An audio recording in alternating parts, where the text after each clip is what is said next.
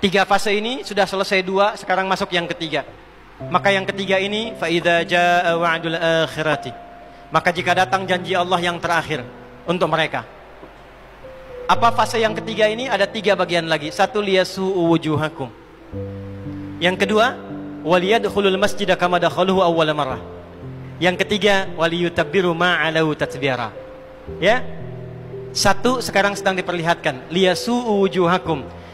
Persis sekarang orang-orang itu seperti di era Nabi yang membayangkan hingga bisa ditembus, bentengnya kokoh, intelijennya kuat, sadapannya di mana-mana. Tapi ternyata dunia yang melihat kokoh itu ditunjukkan oleh Allah hanya dengan bahasa mereka. La syirzimatun qalil. Ini bahasanya Firaun. Ini kan cuma ormas kecil, nggak sebanding. Ormas kecil yang nggak sebanding ini ternyata telah bisa mengintersep semua bagian-bagian itu.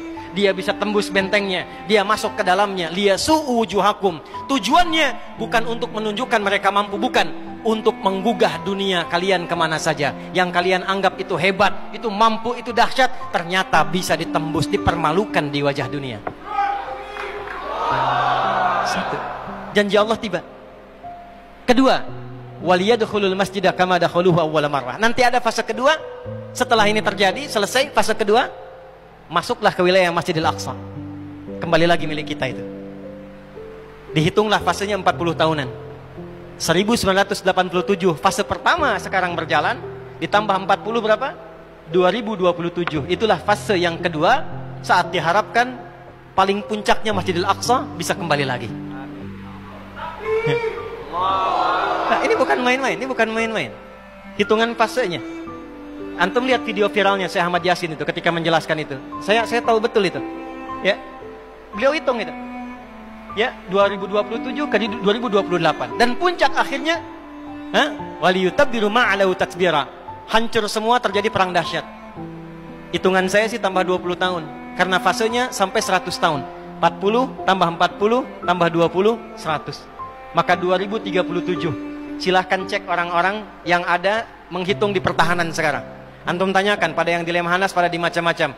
Bagaimana kekuatan dunia pergeserannya, saya yakin hitungan mereka 2037 terjadi sesuatu yang dahsyat. Gerbangnya sampai 2040, di atas 2040 itulah generasi emas akan muncul. Makanya Indonesia masuk generasi 2045. Itu sudah dihitung.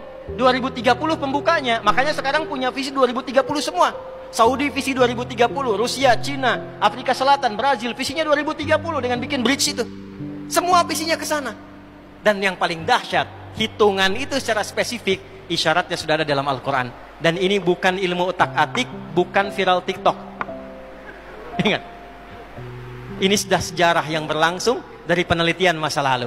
Maka wajar kalau sekarang mereka takut dikepung. Kenapa? Karena ketika Hamas datang dengan pasukannya darat, laut, udara, itu mempraktekkan surat Al-Hasyr yang sudah mereka pelajari bertahun-tahun.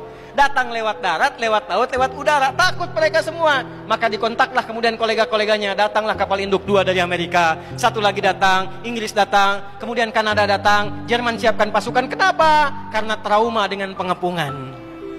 Satu. Ya, cuma satu itu saja. Ya, sekarang apa yang harus dilakukan?